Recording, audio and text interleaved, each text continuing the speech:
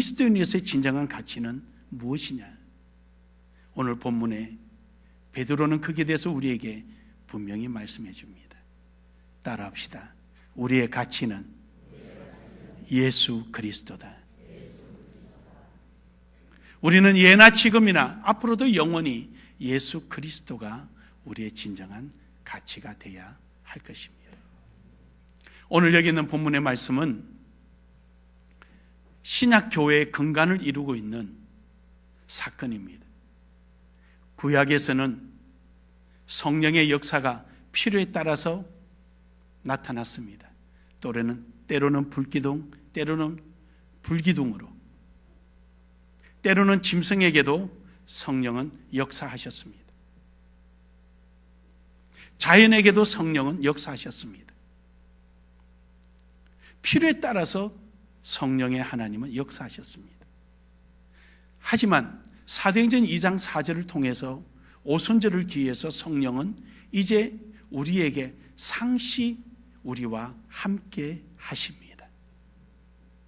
그래서 성령은 우리의 보호자가 되셔서 우리를 고아로 버려두지 아니하시고 늘 우리의 생각과 또 우리의 행동을 감독하시고 지도하시고 인도해 주십니다. 예수님을 3번씩이나 부인하고 도망갔던 베드로, 어린 여자 계집종의 말 한마디에 벌벌 떨며 예수님을 저주하였던 베드로, 이런 베드로가 성령을 받고 나서 180도로 바뀌었습니다. 바로 그 사건이 오늘 여기 있는 본문의 베드로의 첫 번째 설교입니다.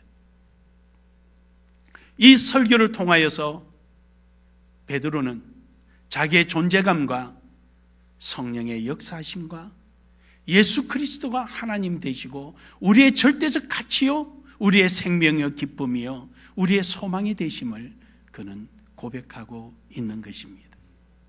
사랑하는 여러분, 오늘도 여러분과 저는 나의 기쁨이신 예수임을 날마다 고백하며 살아가기를 주의 이름으로 축복합니다.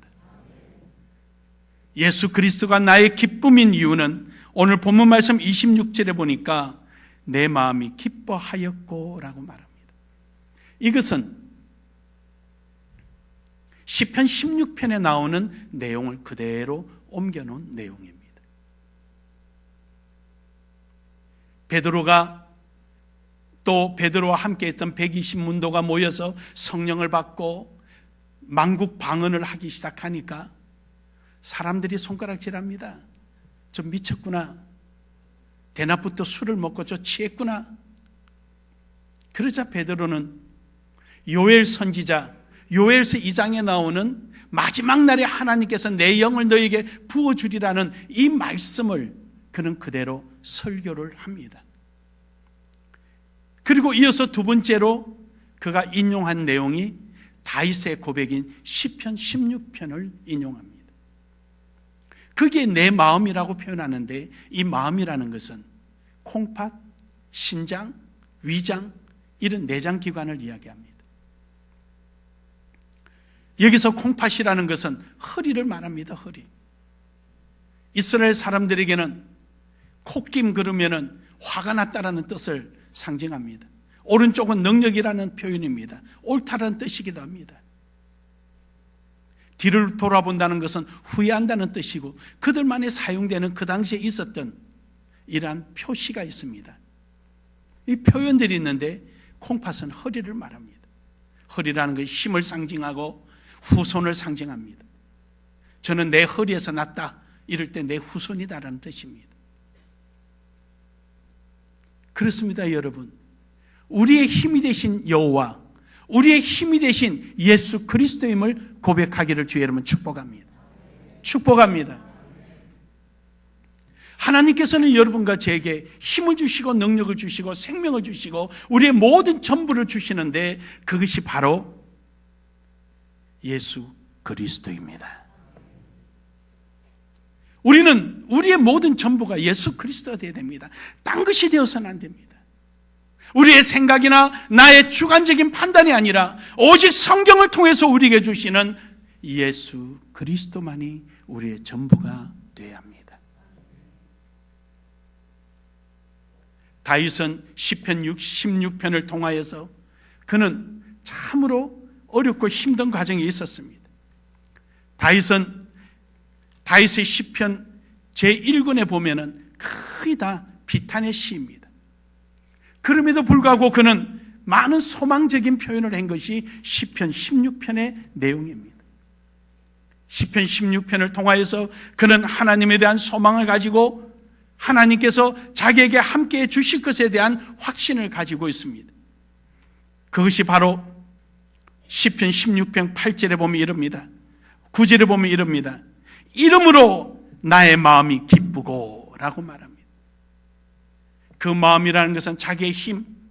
여러분, 내가 아무리 내 힘을 나타내고자 할지라도 그것이 실패로 끝난다면 하고 싶은 마음이 생기지 않을 것입니다. 그런데 내게 지극히 작은 것이 있더라도 그것이 바로 예수 그리스도로부터 받은 것이라면 그걸 통해서 사용할 때는 기대감이 있고 소망이 있을 것입니다. 왜냐? 하나님이 그걸 통하여 역사하시기 때문입니다.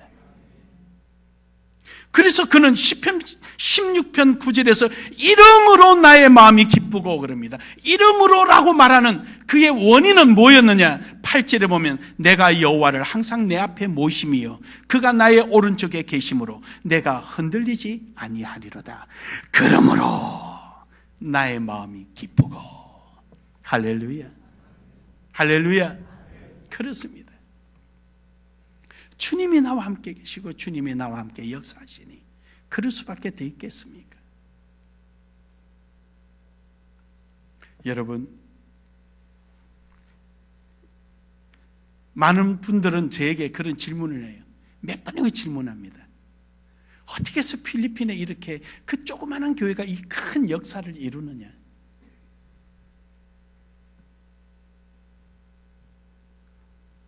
저는 웃으면서 그래요.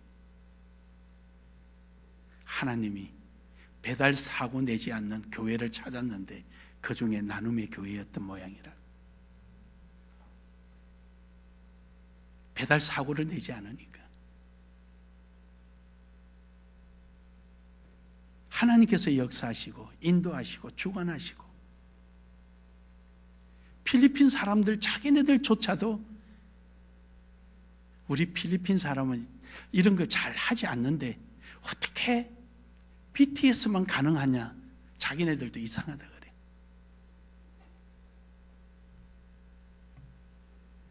졸업장 케이스를 잘못 파악해가지고 졸업장 주고는 다시 뺏어서 졸업장 넣어서 또 줬어요. 그 왜 그랬는 거 아니? 이렇게 많이 졸업할 줄 몰랐다는 거예요. 저희들도 놀랐어요. 더 놀란 것은 교회가 변하고 있다는 사실입니다. 주기만 기다리고 있던 이런 교회가 아니라 어떻게 하면 될까라고 노력하는 교회로 바뀌었다는 겁니다. 사랑하는 여러분, 크든 작든 하나님께서 내게 주신 것을 가지고 하나님께서 내게 주신 걸 가지고 내가 최선을 다할 때 하나님께서 역사하시는 줄로 믿으시길 바랍니다. 올해 필리핀 BTS 졸업식의 주제가 창조를 통하여 영광으로라는 주제였습니다. 여러분 보셨나 몰라도 뒤에 프랭카드 주제가 그렇게 되어 있습니다. 우리 교회 올해 말씀처럼 야고보서 1장 5절입니다. 우리 교회에 주어진 주제와 우리 교회 계획이 필리핀에 있는 교회와 학교와 똑같이 갑니다. 왜냐? 여러분이 필리핀 분들을 오셨을 때 섬기고 수고하는 그 마인드, 그 사고, 목표가 그들에게도 똑같이 영향을 끼쳐줘야 되고 똑같은 말씀 구절과 똑같은 목회 계획이 이루어져야 하기 때문입니다.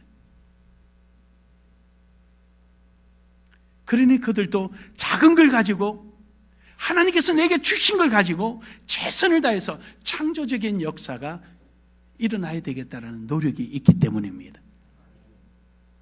지난주에도 말씀드렸지만 갔더니 차들이 다 좋게 바뀌었어요.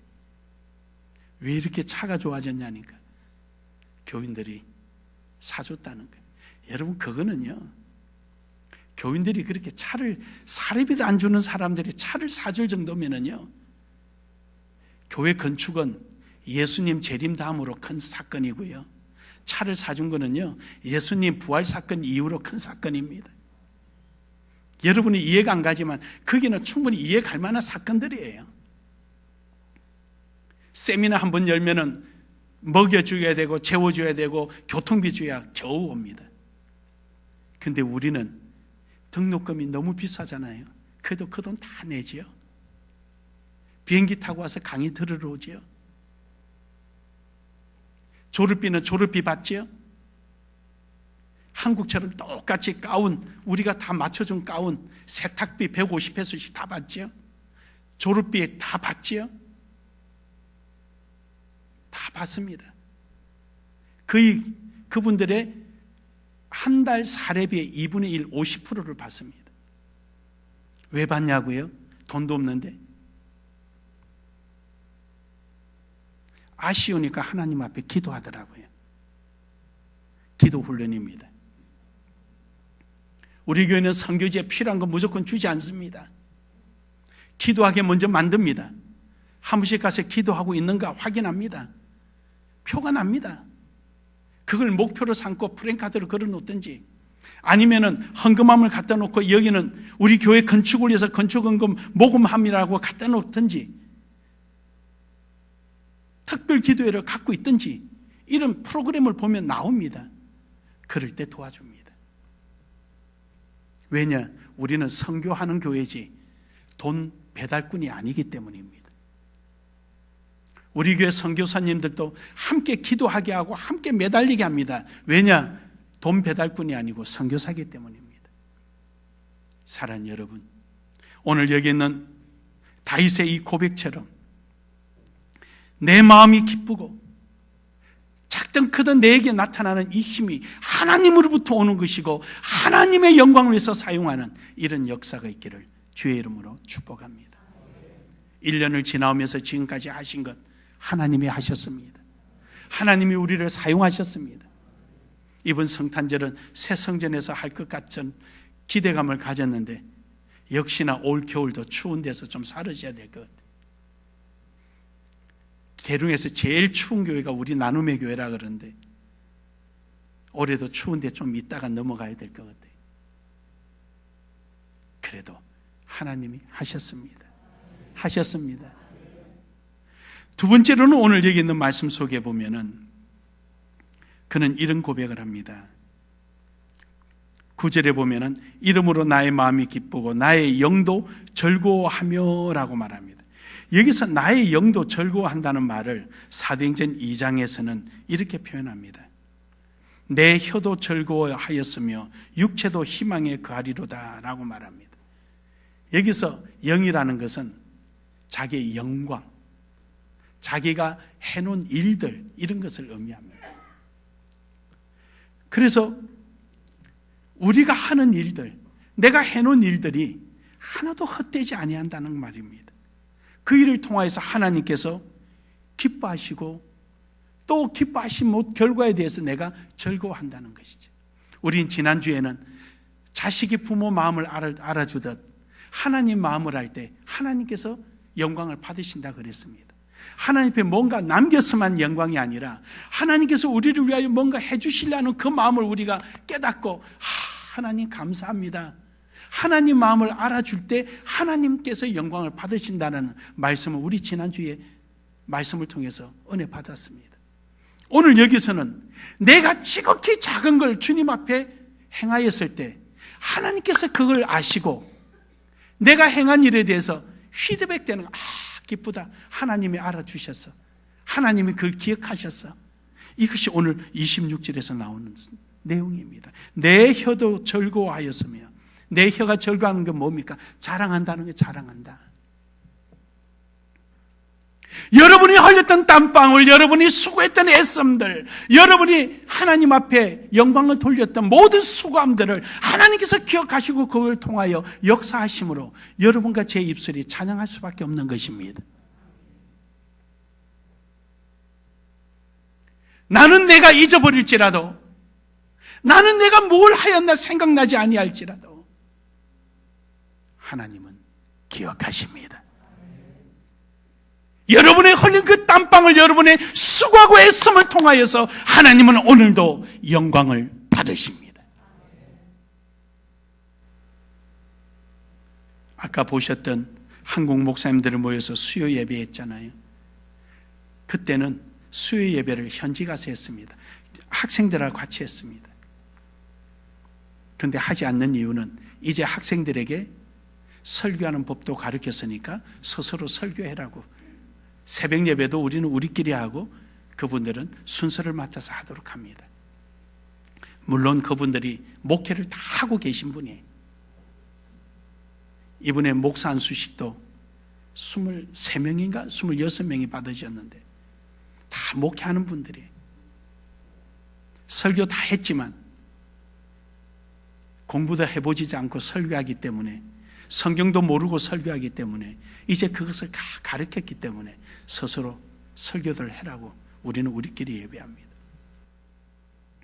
목사님들이 어떤 데는 지하 바닥에서 주무시고요, 어떤 데는 2층에 새가 몇백 마리가 살던 집이에요. 왜냐는 거 아니?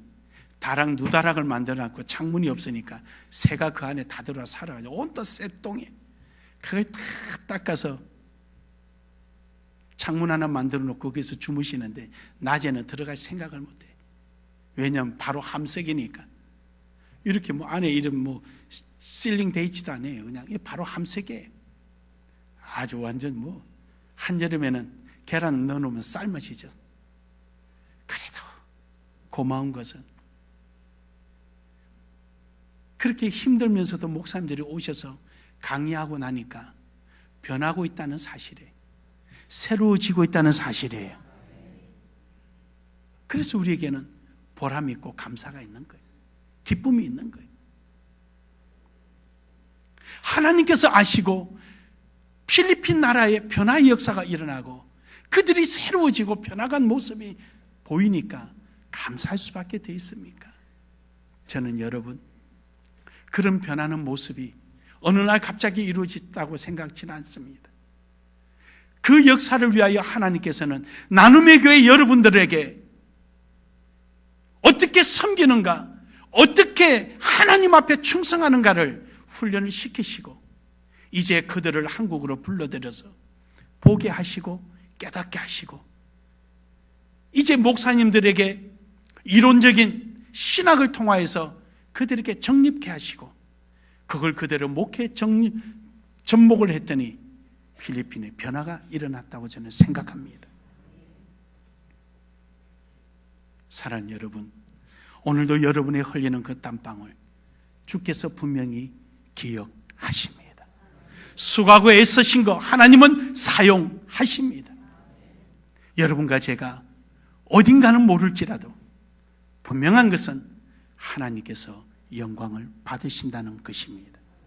오늘도 이런 마음으로 예수 그리스도가 나의 기쁨이요 나의 전부임을 고백하며 살아가기를 주의 이름으로 축복합니다.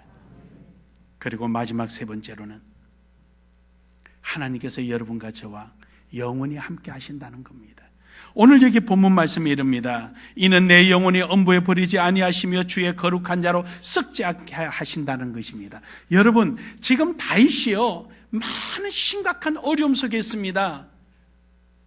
고통과 고난 속에 있어요. 그럼에도 불구하고 그는 나의 기쁨은 예수라라고 고백할 수 있었던 것은 무엇입니까? 그가 지금 육체적으로 어려움이 있을지라도 엄부에 내려가서 영원한 불구덩이에서 영원토록 고통당할 일이 없다는 것입니다. 왜냐? 오늘 여기 본문 말씀해 보니까 27절에 이는 내 영혼을 엄부에 버리지 아니하시며, 불구덩이에서 영원히 그 고통 속에 있지 않다는 겁니다. 지금 내가 당하는 고통은 잠시 잠깐, 아멘, 하나님의 뜻에 따라서 잠시 잠깐, 그것이지 영원히 있지 않다는 겁니다. 그래서 그는 27절에 주의 거룩한 자로 썩음을 당하지 않게 하실 것이라. 내 몸이 죽어 없어지는 것이 아니라 예수 그리스도의 부활처럼 나도 다시 일어나리라. 그래요, 여러분. 오늘 잠시 힘들고 어려운 거요, 그 영원하지 않습니다. 새날이 밝아오면은 언제 그러냐 그러고 해해 웃을 날이 옵니다. 우리나라 속담에 오르막이 있으면 내리막도 있고, 새벽이 짙으면 짙을수록 여명의 시간은 앞당겨지는 것입니다. 추위가 깊으면 깊을수록 봄이 가까웠다는 뜻입니다. 하나님은 영원히 우리를 버려두지 아니하시고, 오늘 잠깐 주의 영광을 위하여 내가 고통을 받고 어려움을 당할지라도 이내 하나님께서 회복시키시고 건지시고 보호하신다는 것입니다. 그래서 다윗은 시편 16편을 통하여서 하나님께서 나를 우편에 앉히시고 원수가 내 발바닥 밑에 발 받침대가 될 때까지 나를 지키시고 함께 하신다고 말했습니다. 사랑하는 여러분, 오늘도 주님은 여러분의 편입니다. 우리 편입니다. 어떤 경우도 우리와 함께 하십니다. 우리를 버리지 아니하십니다. 우리의 흘리는 눈물과 땀방울과 기도를 들으시고 응답하시고 사용하십니다. 오늘도 나아가는 이러한 나의 기쁨 되신 우리 주 예수 그리스도를 찬양하며 나아가기를 주의 이름으로 축복합니다. 한 번 더 우리 고백합시다. 나의 기쁨 우리 주 예수 그리스도.